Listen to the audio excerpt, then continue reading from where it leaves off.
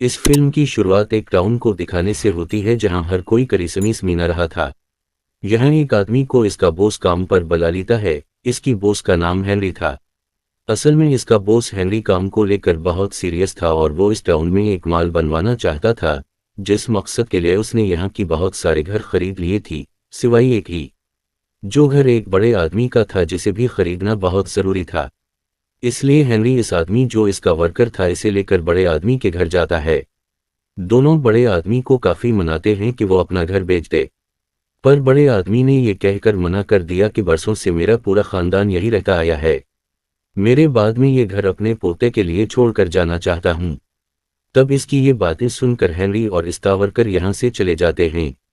बड़े आदमी की पोती भी यहाँ से अपनी दोस्त की घर चली जाती है जिसका नाम वेरी था।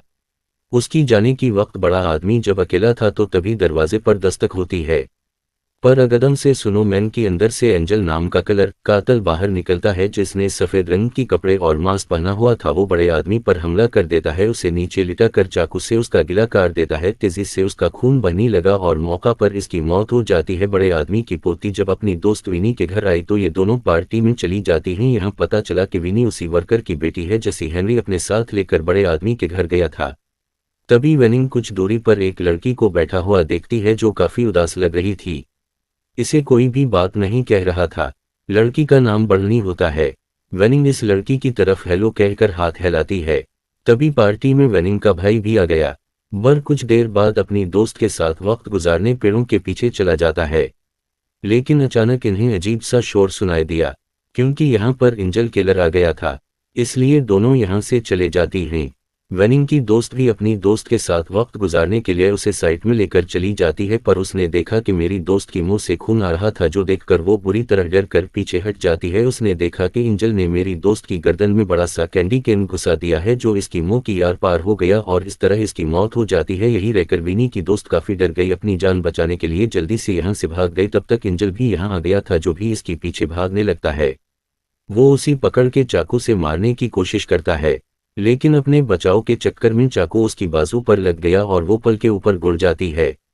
तब एंजल उसी मारने के लिए पल के नीचे चला जाता है और वहां से इस पर वार करने लगा, पर वो जैसी तैसे कद को बचाकर चीखते हुई पार्टी वाले घर की बाहर पहुंच गई। इसकी हाथ खून में लगता थी। वो दरवाजा पीठ में लगी, जल्दी से खोलने का कहती है। सब लोगों की नजर बाहर पड़ गई। इससे पहले वो दरवाजा खोलती है, एंजल आकर इसकी पीठ में चाकू घिसा देता है।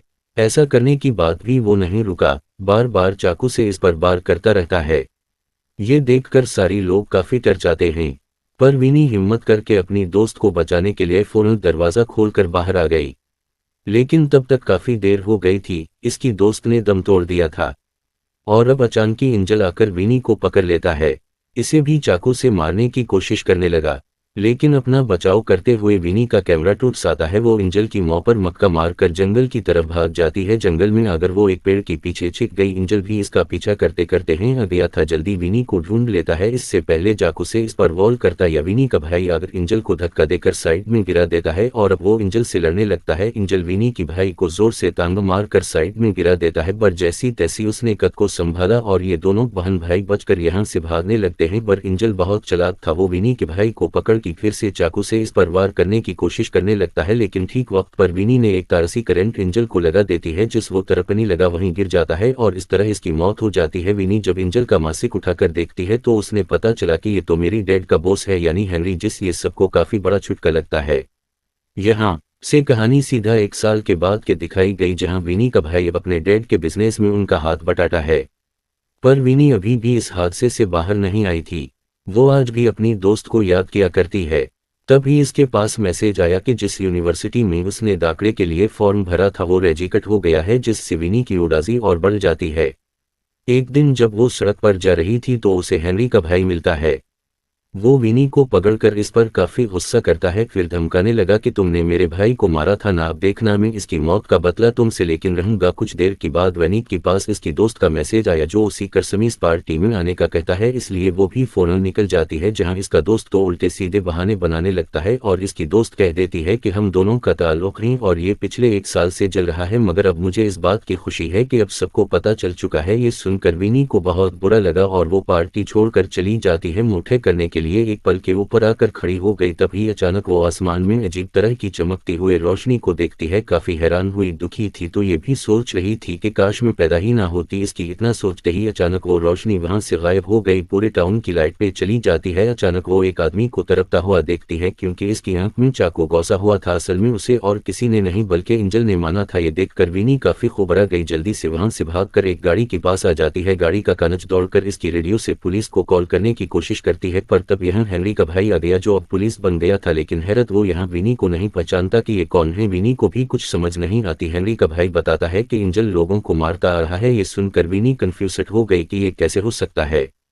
एंजल जिंदा कैसे है। पिछली साल तो उसे मैंने ही मारा था। ये बात वो हेनरी के भाई को बताने की कोशिश करने लगी, लेकिन तब भी यहाँ हेनरी आ जाता है, यानी जो एंजल था उसे जिंदा देखकर विनी काफी हैरान रह जाती है और वो भी उसे इस तरह नलासा देता है जैसे वो इसका कितना बड़ा हमदर्द है। ये सब देखकर विनी जैसे तैसे खुद को संभाल दी है, लेकिन कुछ देर की बात भागकर अपनी घर आ गई। पर अजीब बात तो ये थी कि वहां पहुंचने पर भी उसे कोई नहीं पहचानता। तो अब ये सब देखकर वली को एहसास हो गया जैसे मैं इस अंधी में पैदा ही नहीं हुई, क्योंकि इस रोशनी को देखकर जो उसने सोचा था कि काश में पैदा ही ना होती, वो चीज सच हो गई थी। जिसे ये बात भी क्लियर हो गई कि अगर वो पैदा ही नहीं हुई तो जाहिर है उसने एंजल को भी नहीं मारा था। वो गहरी सोच में इधर इधर भागने लगती है। उसने नाटक किया कि पूरे शहर में कर्फ्यू लगा हुआ है, जगह जगह हेनरी की तस्वीर भी लगी हुई थी क्योंकि वो टाउन का मेयर बन गया था।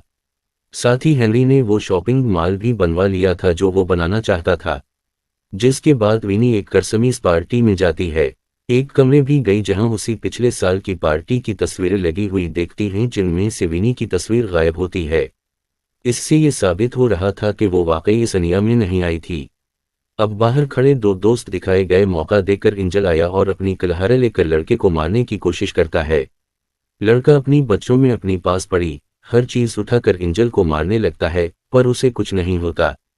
और अब जब लड़का यहाँ से भागने की कोशिश करता है तो उसने देखा कि मेन गेट लॉक्ड है।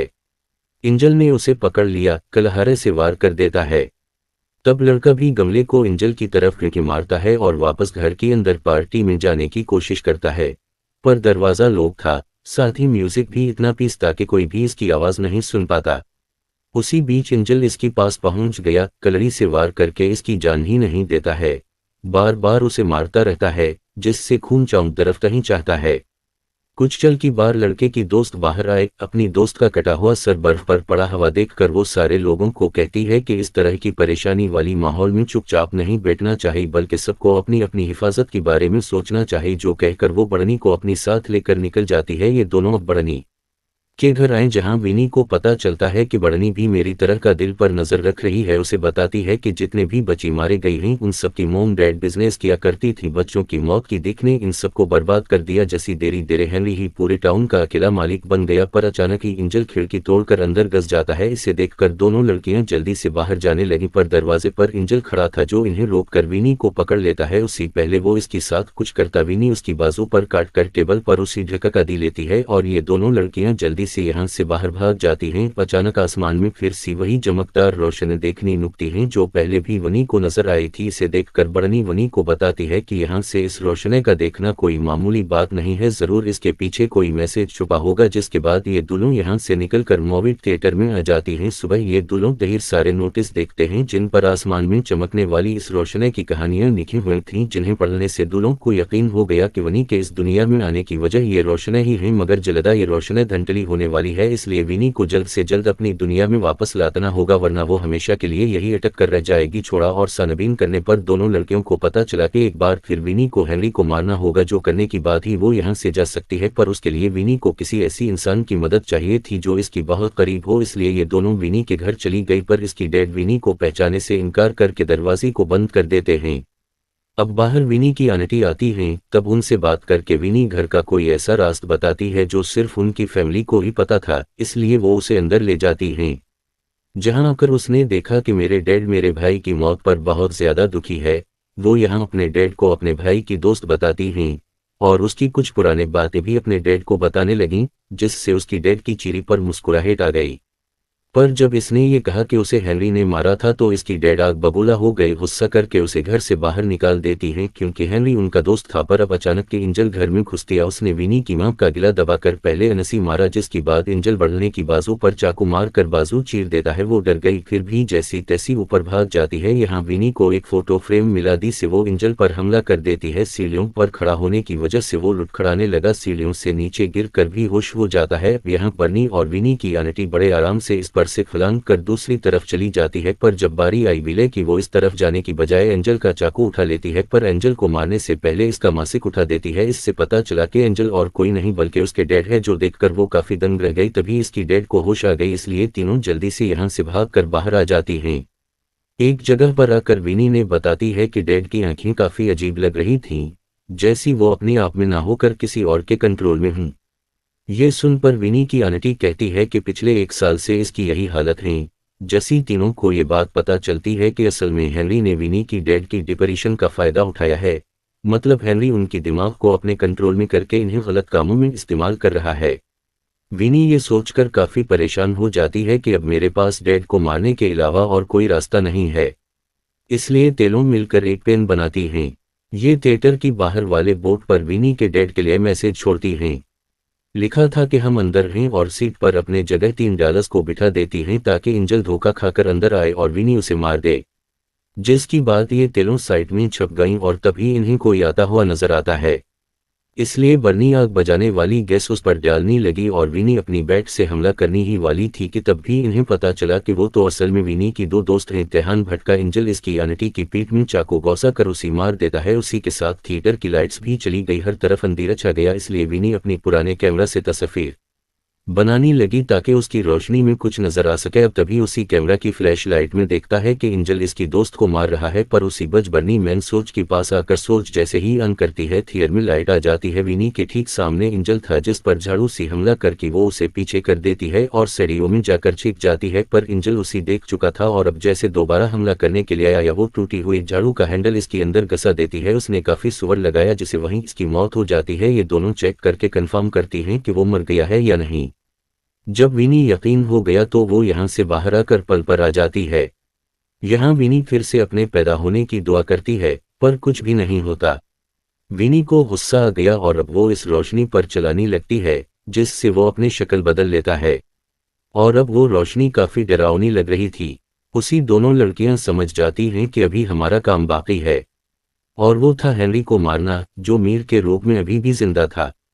वही तो टाउन के लिए सबसे बड़ा खतरा था, तो इसीलिए अब दोनों लड़कियां उसी मारने की इरादे से टाउन की मेन पार्क में आ जाती हैं, जहां हेनरी ने क्रिसमस की स्पीच रखी थी। यहाँ सारे लोग गमसम खड़े होकर कोई कोई आंखों से हेनरी को देख रहे थे, क्योंकि उन सबको भी हेनरी ने कंट्रोल किया हुआ था। तभी वो सबको बताता है कि मेरा भाई पागल है, ये अपना काम दूसरे टाउन में करना चाह रहे हैं, देखो अब मैं उसी सबक सिखाने लगा हूँ। जो कहकर उसने अपने भाई के गली में चाकू कौसा दिया, जैसी वहीं इसकी मौत हो जाती है। जिसके बाद हेनरी अपनी भाई को एंजल की कपड़ी पहना कर सजावट के तौर पर लटका देता है। ये देखकर विनी सब लोगों को होश में लाने की कोशिश करती है, पर कोई फायदा नहीं होता, और अब हेनरी की गार्ड्स दोनों लड़कियों को पकड़कर स्टेज पर लिया आती हैं, जिस पर हेनरी यह कबूल करता है कि हाँ, तुम्हारी डैड के डिप्रेशन का फायदा उठाकर मैंने उसी इस्तेमाल किया, और तुम्हारी भाई को भी मैंने ही मारा था, और दूल विनी की मोम डैड को भी मैंने ही मारा था। जो सुनकर दोनों लड़कियां होशे में आ जाती हैं, एक के बाद एक करके उसी मारने लगती हैं। ऐसा होने से टाउन की लोग भी एक एक करके होश में आने लगे, और अब जैसी विनी टांग मारकर हेनरी को नीचे फेंकती है, उनकी सभी लोग इस पर झपट पड़ी वही तरह मारने लगती हैं। यहाँ एक तरफ विनी हेनरी की वाइफ को मारती है, तो विनी इसकी गार्ड्स को चाकू दिखाकर दूर हटा देती है, पर हेनरी जिसने खुद को बचा लिया था, वो एक बार फिर लोगों को अपनी कंट्रोल में कर लेता है और वापस से स्टेज पर आ गया। लेकिन विनी इसकी पीठ में चाकू घसा कर आखिरकार इसकी जान में ही नियति है, उसकी मरते ही टाउन के लोग फिर से होश में आने लगते हैं, और एक बार फिर आसमान में वो रोशनी चमकती लगती है, और अगले सीन में हम विनी को नींद से जागता हुआ देखते हैं, यानी वो वापस अपनी दुनिया में आ गई थी, अपनी फैमिली से जाकर मिलती है। मैं आप लोगों के साथ बहुत खुश हूँ, किसी की जान को भी एंजल से खतरा नहीं था। उसी के साथ ये कहानी ही पर खत्म हो जाती है।